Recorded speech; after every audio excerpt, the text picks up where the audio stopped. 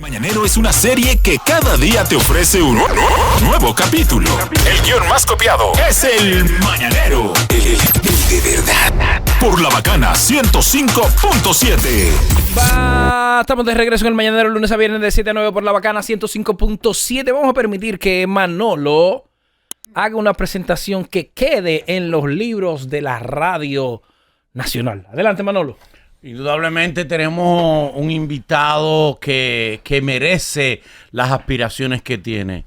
Es un hombre que es un urbanista, un conocedor de las necesidades de la ciudad de Santo Domingo, un arborizador, un hombre de la naturaleza, un político con transparencia, con actitud, que quiere darle a la capital lo que él dice que merece nuestra capital. Aquí tenemos con nosotros a Domingo Contreras. ¡Eso! Bienvenido, Domingo. Bienvenido, Domingo. ¿Cómo estás? Muy bien. Gracias, Manolo. Y bueno, al Boli, al Nagüero, a Ivonne. Desde la casa. Seki Vicini. Digo, Enrique Seki. Bueno, gracias por darme esta oportunidad. Bueno, yo soy un seguidor de ustedes cuando puedo colocarlo en este horario. Y bueno, encantado de poder compartir en esta mañana y poder dar mis opiniones y dar digamos, la visión que creo que de los retos que tenemos en este momento en la ciudad, tenemos que construir juntos, porque son retos que no son solo particularmente de nosotros. Para ponerle un ejemplo que hemos vivido a escala global, pero con nuestra particularidad, hemos vivido la época más caliente del planeta.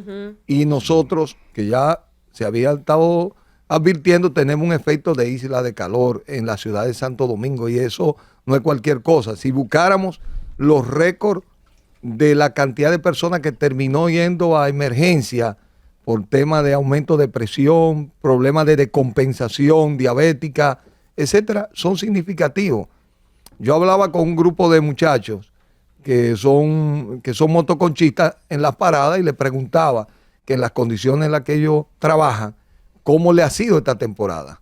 Bueno, uno de ellos se desmayó, muchos problemas de deshidratación, porque la ciudad de Santo Domingo, como otras ciudades, tiene que ser sometida a un proceso profundo de arborización. Por ejemplo, hay temas de regulación muy simples. Los techos, la impermeabilización de los techos no deben hacerse en negro ya, se tienen que hacer en blanco, porque ese impermeabilizante negro absorbe calor, el blanco lo proyecta, no lo acumula, y por la misma situación. Pero nosotros tenemos que generar un sistema de monitoreo de esta ciudad. Si ustedes entran ahora, van a Google y digan, déjame buscar ahora mismo en San Juan de Puerto Rico, o en Ciudad de México, en Nueva York, o en Madrid, o en Bogotá, cómo anda la calidad del aire, cómo anda la mancha calórica, cuáles son las temperaturas y en qué área de la ciudad de micromedición van a estar hoy las temperaturas. Nosotros ya necesitamos tener un centro de inteligencia territorial que sirve para el tema del tránsito, que sirve para el tema de seguridad, que mide la calidad del aire, que mide la temperatura, que mide el ruido. Ya son tecnologías de bajo costo. ¿Cuánto cuesta una estación? $5 o $6,000. Totalmente satelital, con un soporte global que te conecta también con otra experiencia de otras ciudades. Entonces yo creo que la ciudad de Santo Domingo, que pasó de un modelo horizontal, que se ha consolidado como una metrópoli, necesita una serie de transformaciones que le permitan ser gestionados como lo que es. Esto ya es una metrópoli vertical. Si ustedes agarran, y es un tema que lo hemos hablado, ¿por qué nosotros tenemos parques en esta ciudad? Porque antes, cuando la normativa del ayuntamiento establecía que por cada lote de más de 6,000 metros había que dejar un 6 a 8% de área verde. Esos parques que ustedes encuentran son cuando los promotores trajeron los proyectos de desarrollo inmobiliario, tenían que dejar un área verde y de un área institucional. Pero como aquí el modelo cambió a un modelo de edificación, esos lotes toditos, ninguno pasan de 3,500 a 4,000 metros. Por lo tanto, con la normativa vieja que nunca se cambió, no tienen que dejar ningún área verde. Tienen una parte de edificabilidad y tienen que dejar una parte para la infiltración del suelo, del agua, tienen que dejar un área para sembrar verde. Pero ¿qué pasa? Yo le pido a ustedes, quizás ustedes no lo miran mucho, cuando un promotor compra un solar, lo primero que mete una retro y le abre un hoyo por la totalidad del suelo. Esa es la realidad. Entonces no deja área para infiltración, pero no es solo en el área más rica de la ciudad, en las áreas más pobres, uno que anda callejoneando, aquí todo el mundo encementó los patios porque un poco es una manera de darse más higiene, de darse un poquito de mayor calidad en términos de la higiene, pero a la postre lo hicimos sin tomar en cuenta que todo eso implicaba aumentar la temperatura del entorno y eso hace que los entornos no sean tan agradables en estos veranos y en estos aumentos de temperatura porque no lo hicimos conjuntamente con irlo arborizando. Entonces, uno de los mayores retos que tienen las ciudades son la arborización. ¿Cuáles son las soluciones y los planes que usted tiene para ese reto? Mira, lo primero que he dicho y lo he estado hablando con los promotores es que cada torre que se construye, lo he dicho una y otra vez, el frente es lo más importante. Si hay que discutir con el tema del lindero y altura hay que discutirlo, pero aquí hay que hacer dos cosas porque es el principal motor de construcción de la ciudad. Tiene que haber un fondo verde en la ciudad, que ahora lo veo que está propuesto en la normativa, que permita que el ayuntamiento pueda adquirir lotes que se puedan destinar solamente para área verde, en cualquiera de las demarcaciones o territorios. Y que cada construcción se tiene que convertir en un pequeño paseo arbolado al frente. 3 metros donde se pueda, 2.5, 4, cada proyecto de eso. El área de planeamiento urbano nuestra tiene que asumírselo plenamente ese proceso. Nosotros tenemos que como ayuntamiento también generar una revisión, por ejemplo, y ya está pasando, el Metaldón se relocalizó fuera de la ciudad, que hay un grupo de industria que hay que comenzar a discutir una relocalización, porque aquí, por ejemplo, los jóvenes de esta ciudad se tienen que mudar en la periferia. Un apartamento que cuesta 4, 5, 6 millones de pesos, una pareja que está comenzando no tiene capacidad para adquirirla, se muda en la periferia, pero la ciudad se está quedando sin la gente jóvenes, se están quedando las personas mayores. Entonces, aquí hay que hacer proyectos de vivienda social cerca del metro que permita que pareja joven, su primera vivienda, sea que sea de una habitación o de 2, se relocalice en lugares de la ciudad. Por ejemplo, zonas como Villa Juana o Villa Consuelo, que es una zona comercial, los comerciantes de los repuestos han comprado esos frentes. Y tú vas a cualquier ciudad, ¿qué es lo que han hecho? Uso mixto, que es bueno para el comerciante. Sus 2, 3 pisos son comerciales, pero del piso 3 en adelante son de vivienda, porque tú tienes que crear oportunidades de vivienda, discutir un plan, aunque el ayuntamiento genere un incentivo. Ya el mismo INTE había hecho unos estudios y había advertido que esa tendencia no era buena y no es buena para la ciudad. Nosotros hay muchas zonas que nos estamos quedando sin gente joven, necesitamos que hayan oportunidades de vivienda más asequibles en esa zona, que además ya hay sistemas de transporte que en algunos casos permitan que la gente no tenga ni siquiera que salir en carros individuales, que debe ser uno de los elementos que tenemos que hacer. Estimado, usted hablaba ahorita del hecho del golpe de calor, que todo el mundo somos testigos de eso, pero más o menos por la realidad que vivimos, vamos a tener que mudarnos con Sergio en Villa Altagracia, porque tenemos un golpe de calor ahora y en 2 semanas vienen las inundaciones que el agua nos da la nariz. Entonces, ¿cuál es el método o cómo uno va a poder hacer para poder vivir en la capital? Porque es o candela o inundación. No, mira, por eso te digo el tema de que nosotros tenemos que entender que ya es una ciudad, que es una metrópoli de torre, vamos a poner. Manolo vive en una. No, ¿cómo nosotros fuimos haciendo esto? Pozo a pozo. Toda esa torre, lo que tienen un pozo filtrante de descarga sanitaria y uno para extracción de agua. ¿Cuál es la última vez que aquí se construyó infraestructura en su suelo? ¿Cuánto? Aquí siempre decían, no, que aquí no se puede. Aquí los gobiernos no quieren invertir en el subsuelo porque eso no se ve. Esto es una ciudad de metro. Ya la gente sabe que así como tú usas el aire para transmitir onda, para poner cableado, para muchísima actividad en el subsuelo, tú pones los tubos para transportar agua sanitaria, agua pluvial, entonces, y agua potable. Tú tienes cableados que están en el subsuelo, pero aquí ya hay una infraestructura que se inició con el metro. Entonces nosotros tenemos que vamos a tomar el polígono central. Muchas ciudades, por ejemplo, el gas no van a cada casa con un tanquero a llenarle el gas. Son sistemas, con muchas ciudades del mundo, cada vez más tienen sistemas para que desde la compañía de gas te manden el gas a tu casa por el subsuelo. Eso, todas las grandes ciudades se han ido moviendo ese modelo. Nosotros tenemos, en primer lugar, aquí tiene que hacerse bajo la figura del fideicomiso, como quiera, una empresa o una de las empresas públicas, generar un área para trabajar, construir un mapa del subsuelo y ver los proyectos, tanto privados, porque aquí la Telefónica tiene una infraestructura enterrada. Sí. Pero aquí, cada una de esas cosas está funcionando de manera individual.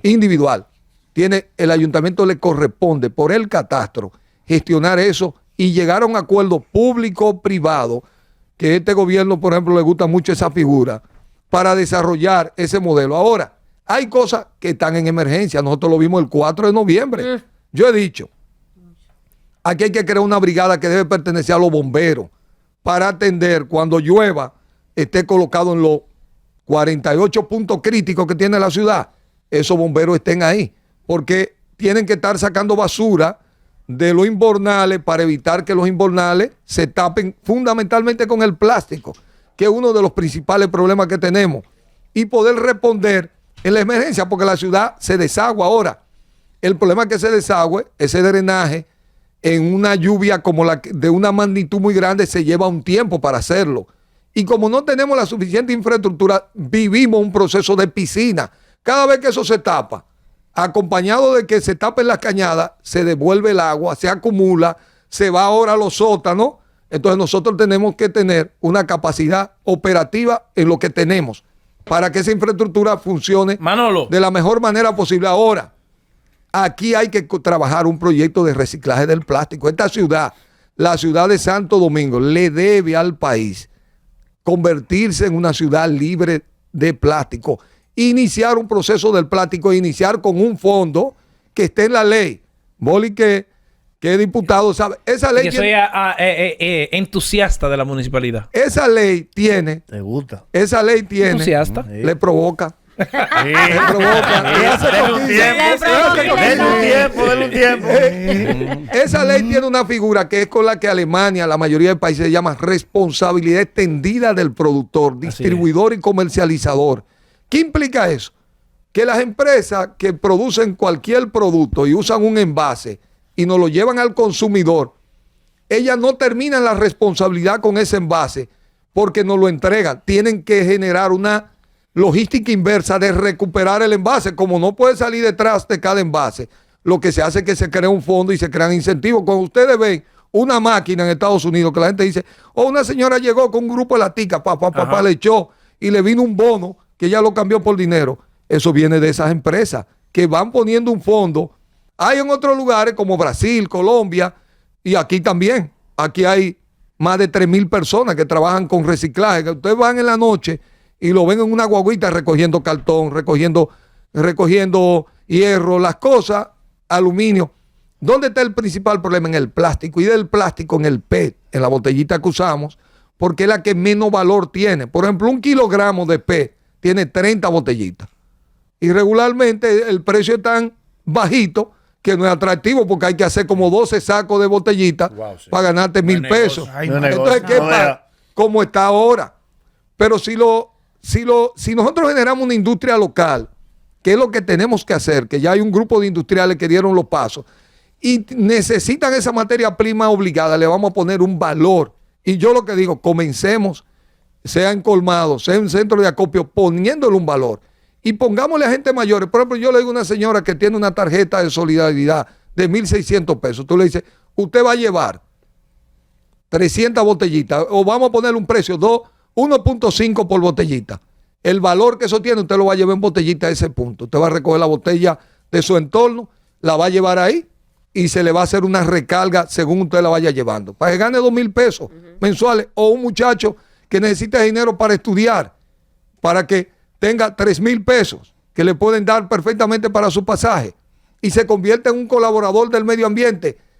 Porque tú lo tienes que hacer la escuela, pero la escuela, tú recoges una parte, tiene que iniciarse desde la casa, el ayuntamiento poner un día de recolección, porque el único que tiene una infraestructura conjuntamente con el sector industrial, porque lo que tú no puedes hacer es que después que lo recolecte tiene que ir a un centro de acopio y tiene que pesarse y se factura. Porque también hay un tema. Cada tonelada de basura de plástico que el ayuntamiento evita que se mezcle con la basura, mejora enormemente la recolección. Claro. Pero son $42 que cuesta.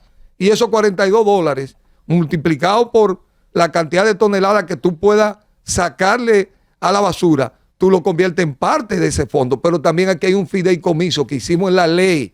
La ley ya tiene, el presidente se lanzó por unos 20 y pico de miles de millones, que el ayuntamiento puede aplicar con un programa para que aquí haya un fondo de incentivo, tanto educativo como económico, para nosotros empujar la recolección del plástico a una escala mayor.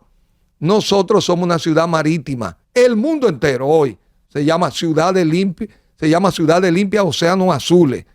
Toda la cadena alimenticia del planeta Tierra está en peligro por dañar los océanos. Nosotros no olvidamos que toda la cadena alimenticia comienza en los océanos. El microplástico que se habla, si ustedes lo buscan, ya se está hablando de que probablemente en la cadena alimenticia de un pez que nosotros no comemos, ya el plástico está incorporado celularmente, y eso la consecuencia no se sabe, porque los estudios de eso han comenzado en los últimos 10 años y ya nosotros veremos cómo eso va a impactar la salud. Pero es nuestra obligación, porque el plástico también ha ayudado a que tanta gente que trabaja en la calle pueda mejorar con la higiene que el plástico te implica, operar comida, operar determinados procesos que tú a veces no lo puedes operar con el vidrio o otros materiales. Domingo, imagino que lo sabes, lo has leído porque se ha replicado en diferentes diarios del país, la entrevista que le hicimos al exalcalde del Distrito Nacional, Roberto Salcedo, cuando le preguntamos a propósito de una entrevista anterior que te habíamos hecho, y habló de tu accionar como secretario general de la alcaldía del distrito cuando él era el alcalde, y cuestionó tu accionar interno en el entendido de que tú aprovechabas tu puesto para trabajar tu proyecto político y hacer algún movimientico ahí, alguna que otra travesura ahí que tú podías hacer ahí adentro, ¿verdad? Entonces, aparte de eso, cuestionó tu manera incoherente de proceder cuando tú te vendes como un hombre de la naturaleza, pro naturaleza, y que sin embargo él dice que tiene evidencia de que tú eres un agresor de la naturaleza. Arroya. Mira, Manolo, yo lo único que tengo es gratitud en mi paso por esos 10 años del ayuntamiento. Uh-huh. Creo que di una década de trabajo, no solo yo. Armamos un equipo de personas que hoy están en diferentes lugares del mundo y en diferentes posiciones. Logramos juntar un equipo que sacamos nuestra mejor energía en esa transición, porque yo creo que fue un periodo para esperar de alguna forma darle herramienta a la ciudad de cara a la transición. Yo creo que hoy hay un nuevo modelo de ciudad. Hay un momento en que eso terminó. Yo sentí que mi ciclo había terminado ahí. El ayuntamiento no era mi primer lugar de trabajo público. Yo he estado ya desde la universidad, que fui presidente de la Federación de Estudiantes Dominicanos. Fui lo que hoy sería el ministro de la Juventud. Saqué la ley de juventud, los primeros premios. He estado en otras instituciones a lo largo de mi carrera y uno habla por su trayectoria. A mí no me gusta, nunca en mi vida, nunca he estado en ningún lugar siendo motivo de controversia. Cuando siento que algo se tiene que cerrar, lo cierro. Yo creo y te voy a decir, yo creo que Roberto ha sido un ciudadano privilegiado que tiene que tener gratitud, porque esta ciudad le dio la mayor oportunidad que cualquier ciudadano haya recibido y que quizá vaya a recibir en el futuro. Servirle por 14 años, hizo muchísimas cosas maravillosas, se equivocó en otra, como todo ser humano. Mis actos están ahí. Los procesos que actué como secretario general, nunca di permiso de nada. Nadie, absolutamente nadie en esta ciudad a mí me puede señalar. Nunca actué que no fuera en el marco de lo que me correspondía actuar. Y te voy a decir, qué extraño, porque yo era político, no cuando yo llegué al ayuntamiento, yo era miembro ya del comité. Yo llegué al ayuntamiento en el 2002, yo era miembro del comité central con Juan Bosch. En el 94, cuando se amplió a 42, yo estaba ahí sentado en esos 42. Yo soy fundador del grupo estudiantil Balguante Estudiantil, presidente de la federación, fundador del grupo de la Juventud Peleita. Lo que te quiero decir, que yo soy una persona que ya tenía una trayectoria política, técnica, porque ese ha sido siempre lo que he hecho en mi vida y está ahí. Yo creo que cualquiera puede tener una expresión sobre ti. Tus hechos hablan y yo prefiero seguirme enfocando. Yo creo que es un tema, te lo digo de verdad, y me gustaría en el futuro, si la ciudad me da la oportunidad, hay proyectos, por ejemplo, proyectos que hicimos, como el Parque de Luces, que siento que era un gran proyecto en un lugar inadecuado.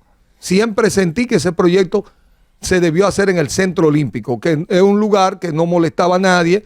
Lo otro, el ayuntamiento no puede hacer proyectos que entren en conflicto con los vecinos. Siempre tiene que ser dialogante, trabajar juntos, pero tiene que ser innovador. Nosotros traímos los proyectos de Malecón Libre, todos esos proyectos que era una manera para desestructurar que las calles no son de los vehículos, las calles son de la gente. El vehículo es un medio de transporte, no es un fin en sí mismo. Entonces, cerrándote ahí, yo te diría, eso no es un tema, es un tema que nunca ha sido un tema de controversia para mí. Es un tema que lo cerré el día que cerré ese ciclo en esa función del ayuntamiento. Inicié mi propia voz porque hacia la alcaldía, porque ya entiendo que había cerrado esa etapa y lo hice transparentemente y he hecho, ¿cómo es que 11 años después tú vienes con un listado de agravios? Yo creo que no corresponde. No corresponde. Yo lo que quiero aquí realmente es seguir ese debate que hay que seguir a favor de la ciudad con las mejores ideas que podamos encontrar.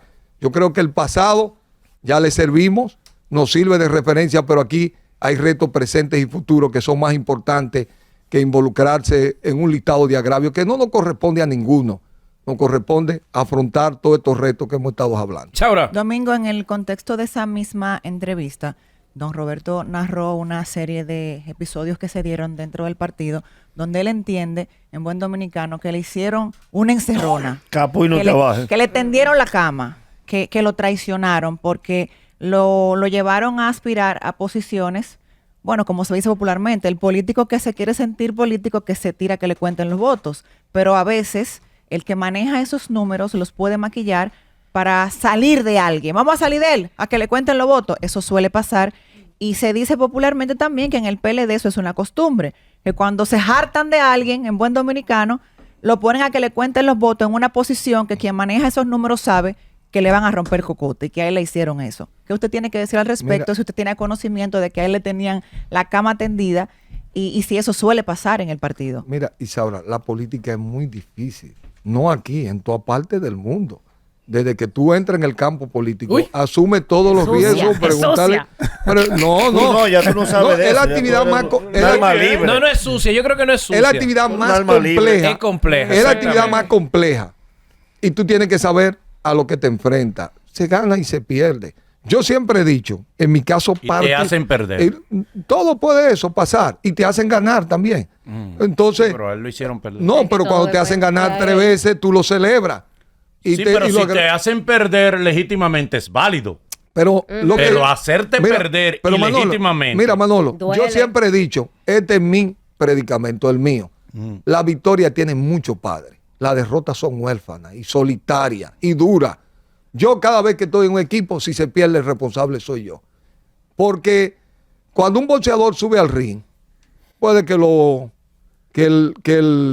coach y los jueces, porque hemos visto peleas que un boxeador nomás faltó casi matar al otro y cuando canta le dan la victoria a otro. Y el mismo público lo protesta porque es una injusticia clara que se comete.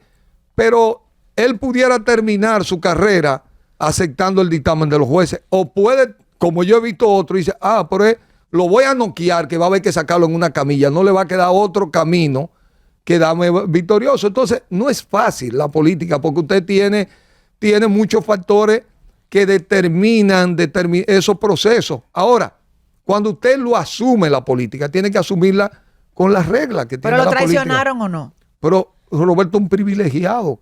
Cuando usted lo hacen victorioso en 3 ocasiones de una organización. Usted fue alcalde 14 años de la ciudad, de la capital más importante de Centroamérica y el Caribe.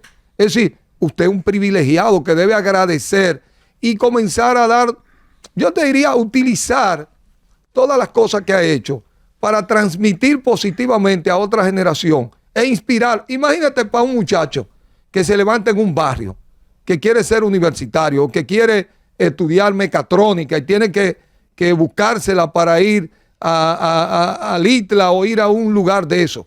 Una persona igual que él, cualquiera como yo, que nací en restauración en la frontera, que tuve que irme a Dajabón a estudiar en Loyola. Si yo lo que comienzo a contarle los agravios para yo alcanzar los retos que tengo, ¿cómo lo voy a inspirar? Si lo único que le estoy enseñando es el lado B del carro y las cosas buenas. Pues nosotros hemos viajado por el mundo, hemos tenido oportunidad de estar con mente de las más prodigiosas. Yo tengo una foto con Mandela, pues es una cosa para mí muy grande. Yo he estado con Fidel Castro cuando Fidel estaba en la universidad, que fuimos... Debí empujarlo. Que estaba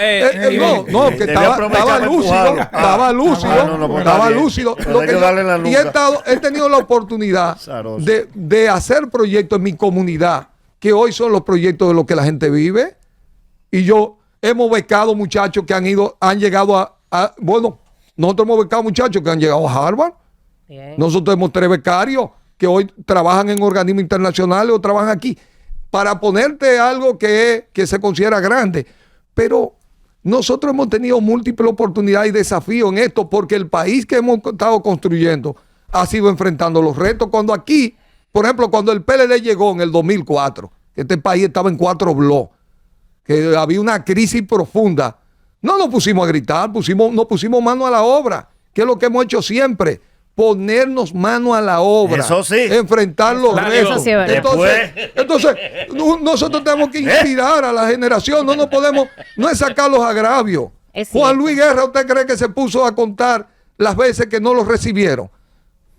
Cuenta a partir del momento en que su música se convirtió en una expresión de todo. Candidato, ¿cómo es la vaina? ¿Cómo va eso? Mira, en la práctica... ¿Está reservado? No, aquí está abierto y está abierto por encuesta. Pero no hay nadie. No, pero ¿quién mata? Hay un muchacho ahí de los kilómetros que está inscrito, pero eso yo te digo porque yo veo digamos, la estructura del partido. Sí. 98% me acompaña. Pero ¿y por qué no te declaran candidato? Porque abrieron el proceso con encuesta. Porque en otros territorios lo han hecho. No, yo me acuerdo que tú mismo en Santo Domingo. No sabes chinchando, no, pero si mira, usted tiene todos los méritos, porque lo tiene. Sí, déjeme a mí. Sí, si usted tiene todos los méritos. Sí, vamos, preguntas y respuestas cortas. Si usted también fue el pasado, ¿por qué simplemente no se le declara a usted? Y ya. Porque hay la posibilidad de negociar. ¿Cómo? Con la fuerza del pueblo. Con Luis Alberto en la zona oriental. Alianza Fuerza del Pueblo. No, usted no hace alianza. Esa me gusta. Esa me gusta. Pero usted no cede. Rafael Paz, te vas. Eso me gusta. No, mira lo que... ¿Y para dónde? No, no sabes por qué. Es amigo de uno, pero... Mira lo que pasa. Porque este ha sido... Yo lo tengo que hablar de mi coherencia. En el 16 que yo reclamé que me permitieran ir a una convención, yo nunca he estado en ninguna posición del PLD que a mí me hayan señalado por dedo. Nunca. Por las razones que sea. Desde que éramos dirigentes siempre nos sometimos a votación. Ganábamos, perdíamos.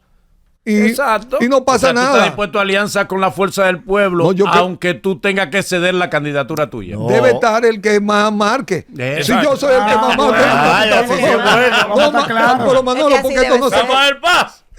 Porque esto no se construye de la noche a la mañana. Todos lo sabemos. Que tú construyes un proceso. Si yo me convierto en la persona que los electores prefieren, debo ser el que represente a la boleta. Ahora, si no soy yo y es otro, también debe ser. Domingo, hay una cosa. Yo siento, a través de los años del PLD, primera pregunta. No, primera de 10 que él tiene. Es como 1.5 nada más. Exacto. Siempre me ha preguntado, ¿por qué usted sigue en el PLD? Primera pregunta. Y la media, ¿por qué siempre usted ha cedido tanto y como que me le han pasado por encima siempre a usted como un futuro candidato a alcalde. Pues se me alarga la media. Míralo. En el 16. Eso es lo que yo he percibido siempre. No, mira, cuando yo inicié mi campaña a aspirar, la primera fue en el 16.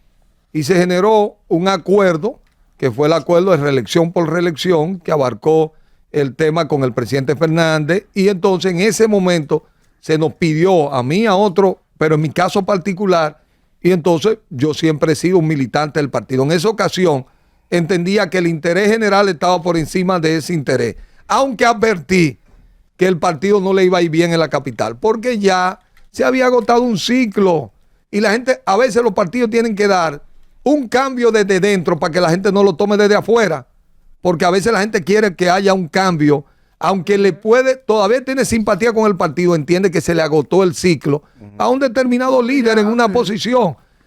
Mira. Pero en la pasada él fue el candidato. Yo fui por primera vez fui a una convención, pues yo tuve que competir con Freddy Pérez y ganarle en la convención pasada, que es mi primera vez que me postulé ya propiamente, que estaban habilitados los procesos. Freddy Pérez que está en la FUPU ahora. Correcto, sí, que siempre fue. Primo. Porque eso somos los primos, eso es lo mismo. Hombre, son amigos. Yo lo veo a Una usted muy cercanía. cariñoso. Claro. Rafael hermano opina como usted. Porque como usted está cómodo. No. Exacto. Entonces, Tú eres malo. mira qué pasa con el Te va a tema. quitar la paz. Con el tema político, mira que hay países, y nosotros somos parte de eso. Tú tienes unos frentes opositores, tú lo miras desde Argentina, el peronismo, tú lo miras en Chile, ese frente amplio que se armó, que componía varias organizaciones, tú lo viste ahora en Colombia. Es decir, la oposición para ganar en los países se tienen que poner de acuerdo, tienen que buscar puntos de acuerdo. Por eso, yo he estado promoviendo un frente opositor. Espérese. Pregunta, Iván. Hay que limpiarle a Ivón para que pregunte. No. Vamos arriba, Ivón. No. Tú eres de la Lo que pasa es casa, que tengo que Ivón. esperar que Mi me amor, haya invitado, dale. mire, Domingo. Yo he dicho que soy dominguista. ¿Por Es qué? verdad. Porque cuando yo conocí a Domingo, que fue la vez pasada cuando se candidateó, a mí me consta que lo que él dice no es nada más por decirlo. O sea, él es una persona amante de la naturaleza. Tú vas a su negocio, tú vas incluso al local de campaña y todo, y tú lo ves rodeado de árboles, hablando contigo y regando la matita. Entonces yo sé que hay muchas cosas que son muy bonita la teoría de cuando llegue a la alcaldía voy a hacer todo eso. Entonces lo que a mí me gustaría saber, si esto pasa, o sea, ¿con qué podemos empezar? Porque hay proyectos que se llevan años. O sea, lo pluvial, todo eso se lleva qué sé yo cuántos años. ¿Con qué por lo menos se puede empezar que uno vea una mejoría? Mira, cosa que aquí, arborizar la ciudad es algo que podemos iniciar el día 1.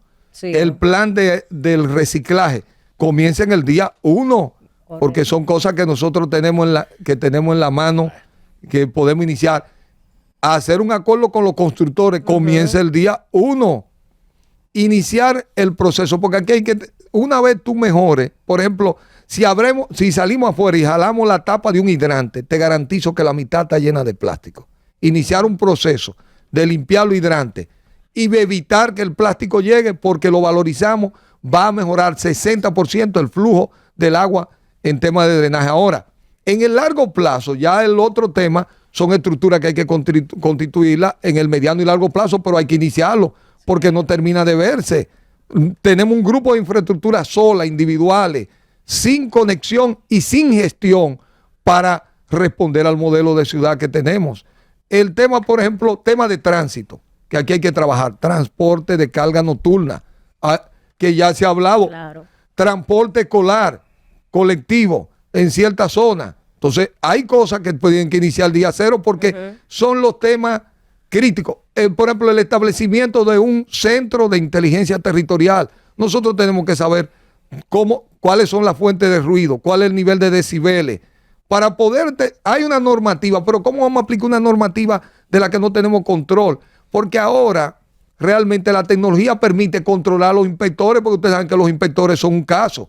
Entonces, esta nueva tecnología te permite saber dónde está pasando, a qué hora pasó, de modo que cuando tú mandes un inspector, él no pueda venir de allá para acá con un cuento, porque tú tienes un control que ¿De no lo dónde puedes estaba? manipular. ¿De dónde estaba? Y dónde te mandamos a generar un control. Muchas gracias, Domingo. No, gracias a ustedes. Esperamos que ya usted se oficialice en octubre. Usted debe esperar octubre. Mira, pero eso va a arrancar antes. Ok. Boli. Lógico. Dios señores. permite. Usted debe ser Confía, Boli, candidato. confía. Usted debe ser candidato del distrito. Sí. Seguimos trabajando porque también... Rafael Paque quiere volver. Que no. Levanta una cosita. Derecho a réplica. Gracias, Domingo. Gracias a ustedes. Y ahora, un boletín de la gran cadena RCC Media.